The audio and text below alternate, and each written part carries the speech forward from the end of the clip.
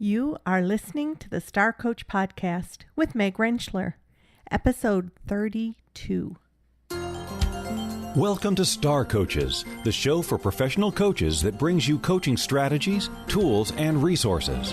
Whatever your focus or niche, take a front seat weekly as industry leaders, decision makers, and innovators share their wisdom and expertise on the ins and outs of successful coaching. Now join your host, Meg Rentschler, as she connects you with your star coaching potential. Hi, welcome to the show. I'm your host, Meg Rentschler, executive and mentor coach and coach educator. I appreciate you joining us and hope that you've had a fabulous week doing lots of wonderful things and that you're ready for a great show. You know, as a coach instructor, I often get asked to describe what a quote, normal coaching practice might look like. So people coming into the program, wanting to create a business, and want to know what normal looks like. And the truth is, as with many things in life, and I would venture to say almost everything in life, there really isn't normal.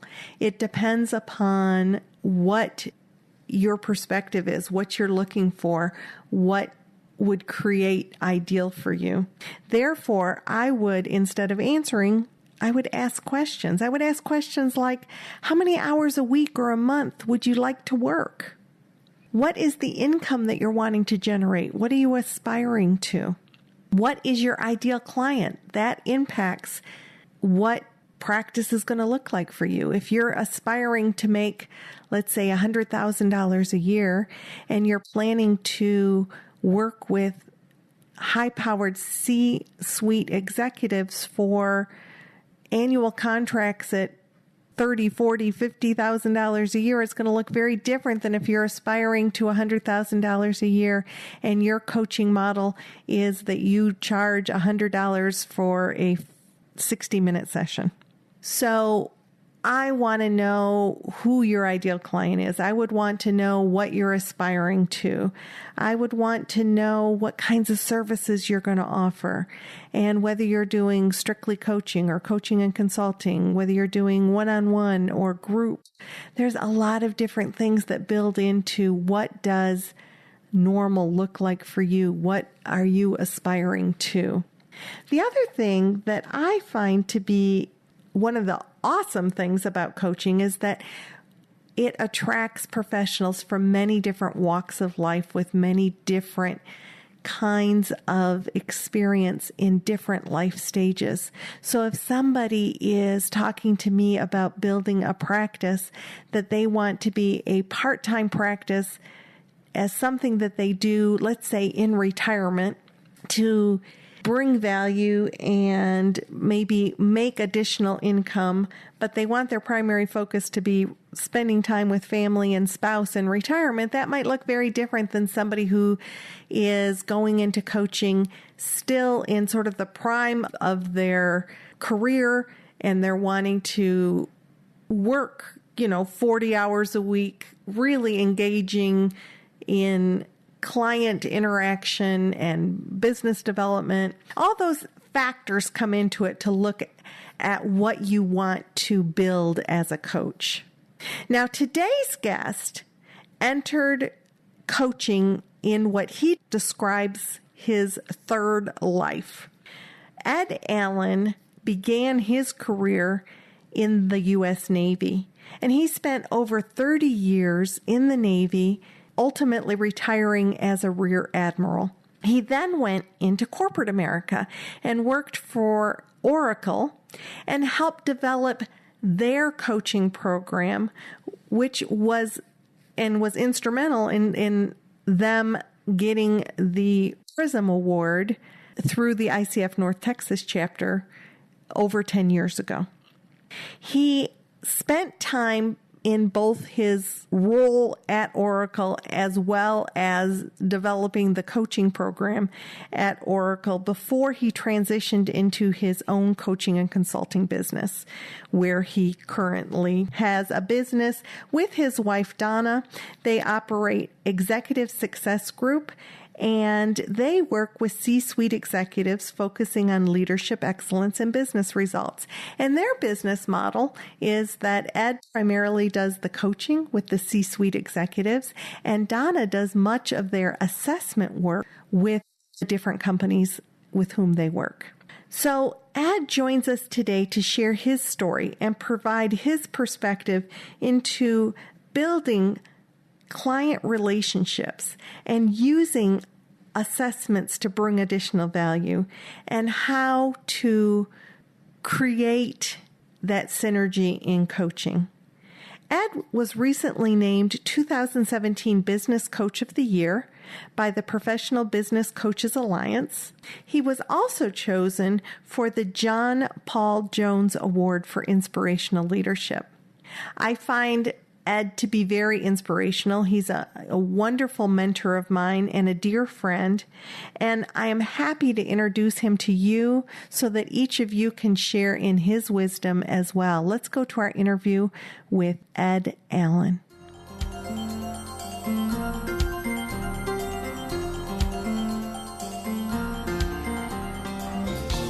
Welcome, Ed, to the show. I am welcoming Ed Allen, who is a dear friend and one of my valued mentors, to the show today. Ed, welcome. Thank you. Good to be with you. It's so good to have you here. I have learned so much from Ed over the years that I wanted to not be so selfish and actually share a little bit of Ed with other people as well. So, Ed, I know that you are an incredibly successful executive coach and you've done so many things in your life, but you didn't start in coaching, as many of us have had other lives before coaching. So tell us a little bit about your journey into coaching. Okay. Well, thank you, Meg.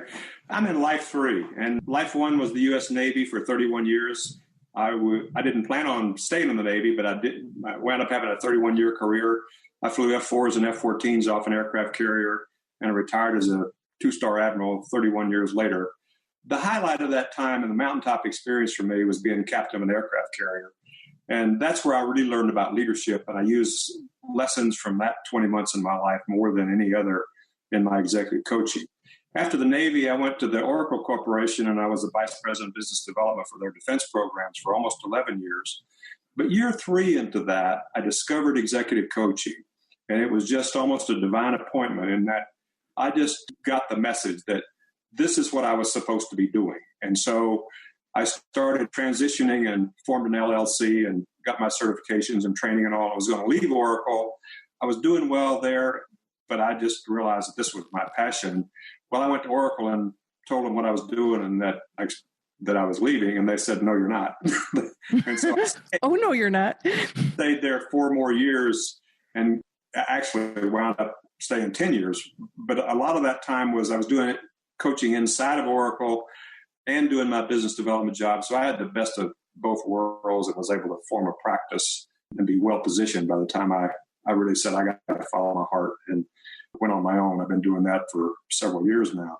So now I've got my own small executive coaching practice, and my clients are really they're corporate clients, and I work with the CEO or the managing partner of a major accounting firm and their teams of 6 to 8.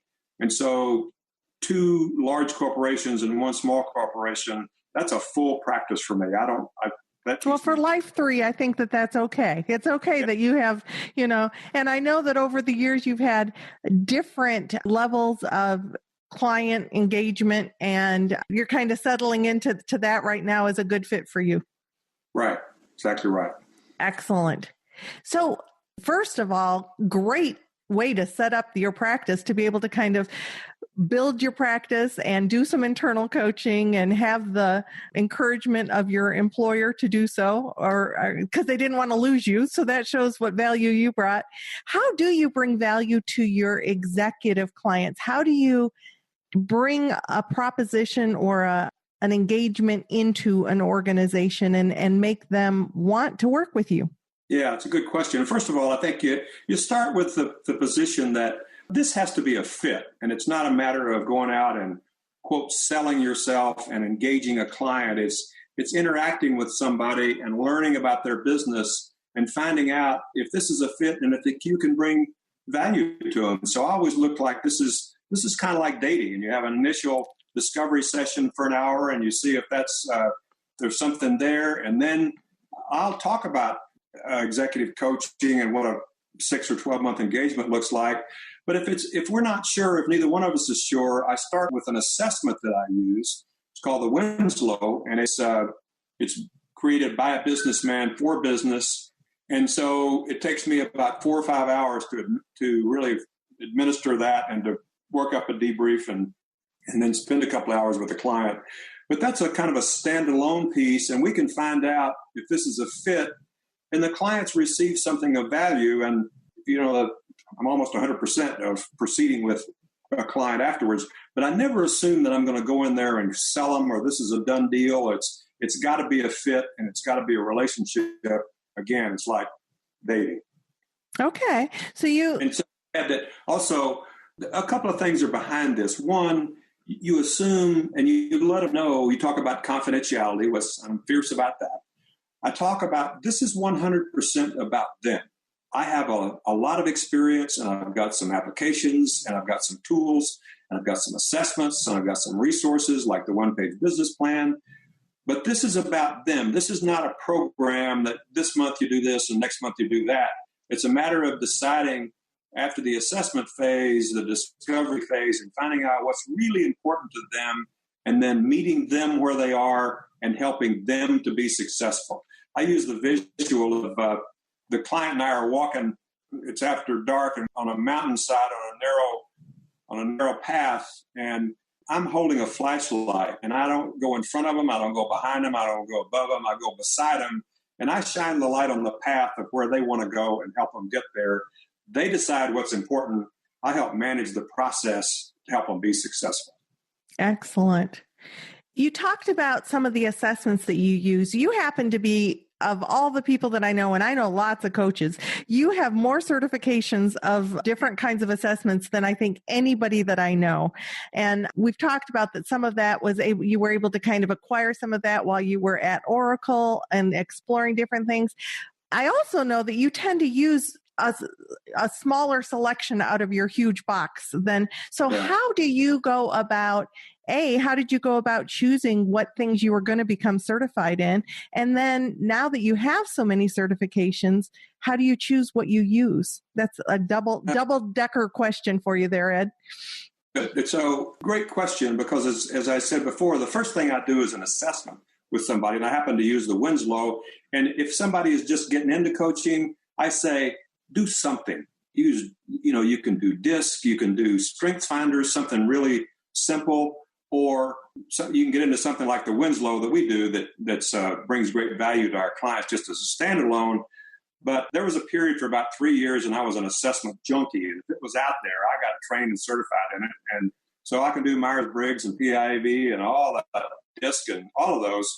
We use the Winslow exclusively. In fact, I won't work with anybody. That's the first step regardless. And then we have some 360s. We use benchmarks from Center for Creative Leadership and Korn Ferry Voices. Those are the main ones we use. And we might use DISC, or if somebody has a particular interest and they want to use Myers-Briggs, we can do that. But hardly ever happens because they see so much value in the Winslow because it can be used for selection and hiring as well. That's the centerpiece of starting our practice. And it gives us some instant credibility with a client, and we can bring some value to it and they get some insight. Okay. So you found that regardless of how many assessments you have, it really makes sense for you to zero in on the one that you feel brings the most value, and you sort of built your practice around that. Yeah, find something that works for you, that's affordable, that you can use in a competent way and bring value to your clients. But remember, an assessment is just like holding up a mirror for your clients. And it's in a kind of an objective way of reflecting back to them some of the strengths and challenges they have and some thoughts about how you might coach them. And it's a way of getting to know your clients early, providing some value to them, and then you take it from there. Excellent. I don't know. I just, when you were talking, it made me remember a story you told me about VP that you worked with that was working with another coach, and you went in just to do the Winslow debrief, and it sort of changed things for her. Do you remember who I'm talking about? And that instigated her, the value that you brought just by doing the assessment, instigated her going to her boss, who was the CEO, and saying, I want this guy as my coach, not the other person. Yeah. Okay. I know what you're talking about now. Yeah. We had I had a client, and we were doing just the Winslow for the senior leadership team. And I did a debrief for this lady. She was awesome. She's 39 years old, and she had a worldwide business practice for this corporation. And so I did her a Winslow debrief, which takes about an hour, 15 or 20 minutes. And she played it very close to the vest. I mean, I'll kind of ask people about themselves, and she didn't divulge much, and I didn't know much about her at all. And I thought, well, okay, that went all right. Well, unbeknownst to me, this corporation had a consulting firm that was doing some other work for them, and they had an executive coach that she'd been working with. And she went to the CEO and said, hey, I just got more out of this working with Ed Allen for about an hour and 15 minutes and doing a Winslow assessment. I got more out of that hour and a half than I have with this coach for a year. So I want to start with him. And so that started a practice, which some other folks got involved with too. Right. But that's just a great example of how if you leverage the assessment you believe in and that can bring value, it begins to create that relationship and to show clients the kind of value that coaching can bring. Yeah. Excellent. So when you talked about sort of the dating analogy of getting to know one another to see if your coaching would be a good fit within the organization. Once you're in and maybe even past the assessment phase that you just talked about, what are some of the other things that you might incorporate within a coaching package? You talk about once I have a corporate client we're working once together? You have that client, how do you sort of structure, what are some of the things that you might do in your coaching engagement once you have made it past dating? Well, you're still in dating, you're just a little more seriously dating. Yeah, you're at least holding hands. So, well, first of all, I go in there with the assumption that I'm part of the senior leadership team. You know, I'll even use the language like we and talking about business problems.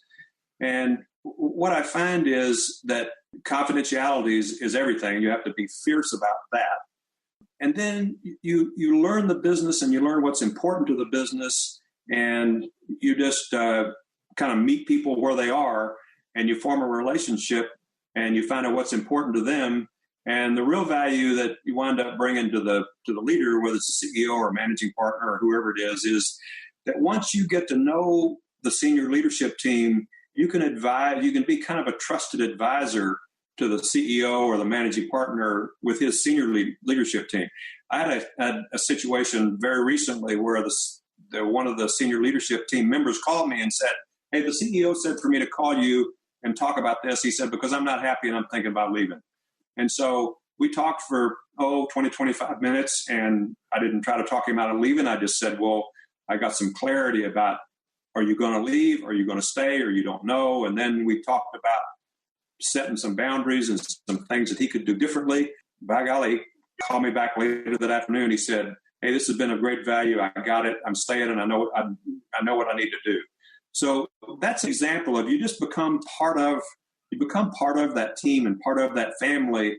And you've got an emotional investment in the success of the company, to the extent that there have been a couple of times when I've had an ongoing client, and my average client engagement 4 or 5 years. If there's a dip in business, I have just reduced my monthly billing to them based on the dip that the business is in. So I kind of rise and fall with the business success. And so I even had one client that was going through bankruptcy, and I said, hey, I'm all in for 6 months. You don't even have to pay me. Well, they wound up paying me. But the point was that I was invested in that company and was willing to take some risk, and that's paid off for me. So you talked about the length of how long might you work with a company? You know, my My average client engagement's, like I say, 4 to 5 years. And usually it's something the company is sold, or maybe we'll take a break and I'll come back or something. But the companies that my clients right now, one of them's been 6 years, one of them's been 5 years, and the other one is a startup, and I've been with them for about 1.5 years since they started. Okay, so you become part of the senior leadership team, and that's not your classic quote coaching engagement, but that's what's worked well for me. Right. So that's sort of your claim to fame. That's the way that you do business. You bring value. You really become part of the company. And I'm willing to bet then maybe start with 1 or 2 people and have different people added. And so how does that sort of process work when you first come in and versus how it evolves? Good question. You need to be working with somebody at the top, whether it's the CEO or the COO.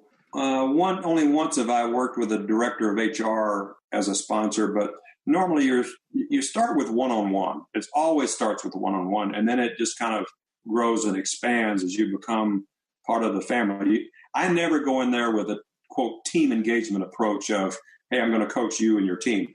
I start one-on-one, and then we just kind of see where it goes from there. And it's been pretty successful for you because it continues to be that you get brought into the leadership team. Right. And I just become part of the team. Mm-hmm. Mm-hmm. And when you become part of the team, what might that do to this is what's going through my mind right now. I could see on the one hand that would do a lot for trust with people, but then if there's somebody on the team who's having an issue with the team, what does that do with their trusting you if they have a problem with the team that they feel like you're on? Does that make sense? Does it create any conflicts at all or trust issues with people on the team being able to come to you? No, in fact, it's just the opposite. And in fact, the reason is because of the confidentiality, and they know that you're not playing games, and they know that you're not going to run to the CEO and disclose something. You'll talk about problems in general. The one that I had recently was one senior leadership team member he got kind of ambushed in the plenary session by another member, and the other member was really out of bounds, to be honest with you. And so we talked about that. See, by coaching both of them, the whole team, I knew the personalities and I knew the interaction, and I could relate to the specifics of the meetings. And so the way I handled it was I was able to coach this individual about how do you handle devaluing behavior. And there's kind of 3 levels of doing that. And then there's a 3-step process of how you approach somebody when you experience some devaluing behavior. So that's kind of an example of how I do that. But I have found that you earn people's trust, you maintain that confidentiality, you don't play games, you don't disclose anything you shouldn't. And I found out if you'll check your heart for intent and you say, why am I really doing this? You'll be on the right path north of 90% of the time. What are some of the things that you've done, Ed, that you believe have strengthened your coaching over the years? Well, one I think is just the experience of working with companies and helping them be successful. I'll give you a couple of examples, kind of bragging here for a second, but just in the last year and a half, I've had 2 inputs. One of my clients said, he said, I went home and my wife said, isn't it about time for a coaching session? This same gentleman said, somebody asked him, what did the coaching do for him? He said, I sleep better at night because of my coaching. I work with that out. Another client said to me, and I'm paid well. I'm paid very well. But they said, I hope you never figure out what you're worth because we couldn't afford you. So when you can bring that kind of relationship and that kind of value to your clients, you're going to have a full practice. I'm trying to think if there's something else I got to add. What about some organizations maybe that you've worked with that have, or places that you've gained additional insights or even trainings? Okay, good question. Good segue. Professional Business Coaches Alliance. I'm a business coach, and I searched for a long time to find a business association, and I discovered the Professional Business Coaches Alliance. I highly recommend it to anybody that's interested in being a business coach. The gentleman's name is John Denny, Jondenny. You can go on the web and you can see about a 2.5-minute video with John. He taught me, just the system he taught me about scheduling clients was worth the whole program, going through his training program. But if you go to John, he'll take you soup to nuts in 4.5 days and give you all the tools you need to be a business coach. Now, there's a lot of training and certification programs out there, all the way to up through Georgetown and Hudson Institute and all. This is a very focused, concentrated business engagement. And then they have Rainmaker conferences and an annual conference. And so that's what is it about the scheduling that you felt like was so valuable? Well, I'm working with a total of about 21 clients right now. And to try to schedule them on a routine basis, if I didn't have this system, it was a nightmare. I mean, Donna finally said to me, "You're spending more time scheduling and rescheduling than you are coaching." Well, John Denny taught me, he said, "Look, you get a system." And he said, the system looks like this. It's either the first and third or the second and fourth weeks of the month, a certain day at a certain time I schedule an hour and a half. And you can schedule the whole month's sessions ahead of time. And then I use Coach's Console, which is a management information system where I schedule these. And then it puts everything on my calendar. It sends notices to the client. It sends reminders to the client. And of course, with the clients that I'm working with, my reschedule rate is about 30 to 35%. It's just going to happen. Mm-hmm. And I never have a problem with that. And I've never had a problem with clients, quote, not showing up, because they know that if they're not getting something out of it, we stop, we quit. Mm-hmm. And so, but this allows us to have a system that we can work from. That system alone is giving me was worth the whole price of admission. Helps you sleep better at night, huh? Yes, I sleep better. And it helps your relationship with your partner, your wife, huh? A lot of help there. Excellent. Good. So any final sort of words of wisdom that you might have for somebody who is considering business coaching? Well, I think there's one thing that I want to share with you all that I think is important, and it's not just business coaching. This is with anybody, and then I'd be glad to focus on anything business-wise. But people say, well, what do you do as a coach? And I say, well, I do 3 things. And I said, the first thing is I listen. It's more than listening. I say, I be present and listen. Be present and listen. I'm a good listener. And the reason I'm a good listener is because I work at it. I'm not a natural. I work at it every day. And if you could sit in my office and look over my shoulder here and see in the upper corner there, you'll see this little sign that says WAIT. And it's a reminder, why am I talking? And so listening, it's the most important communication skill we have. I've yet to have a client that listening and being present wasn't a coaching opportunity. And so that's the first thing that I do.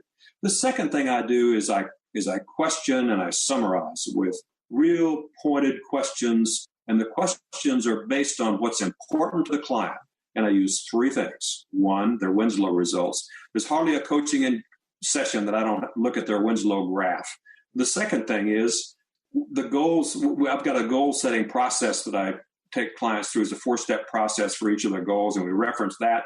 And then the discussion that's gone on during the coaching session. So based on those 3 things, I will determine what's important to the client. And so, and base their questions around those 3 things. And then at the end of the session, I'll say, give me a couple of minutes and I'll give them 4 or 5 things to work on, challenges. That's the third thing I do, is challenge them based on their Winslow results, goals and settings, and what's going on in the session. So those are the 3 things that I do that I think are important for a coach. Be present, listen, you question, summarize what you've heard, and then you challenge them. And one footnote I want to add here is whenever I challenge people and I give them something to do before next time, what they do with that is their business. Unless they ask me to, quote, hold them accountable, I don't do that. I didn't take them to race. I give them what I think will be of value to them. And then sometimes they'll do it all. Sometimes they won't do anything, or sometimes they'll defer things. But the important thing is that you've challenged them, and then they can do with it what works best for them. Good. All right. Well, Ed, I know what a busy man you are, and the fact that you fit us in to give us some of your knowledge is so appreciated. I have valued our friendship and our relationship over all these years and your mentorship of me. So thank you for being willing to share some of that with the Star Coach audience. May I close with one comment? Of course. I taught at the University of Texas at Dallas. In fact, I created the business coaching curriculum there and taught for, 3 or 4 years. And then when I got out on my own and I had some opportunities to bring somebody else into the practice, and out of all the clients that I worked, all the students that I had and all the clients that I worked with, I only chose one. And the only other person that I've worked with based on all those years and all those students was Meg. So that's my abiding respect and gratitude for Meg Rentschler. And she's taught me as much as I've taught her. Thanks, Meg. Thank you, Ed. You're awesome. Have a great one. Okay.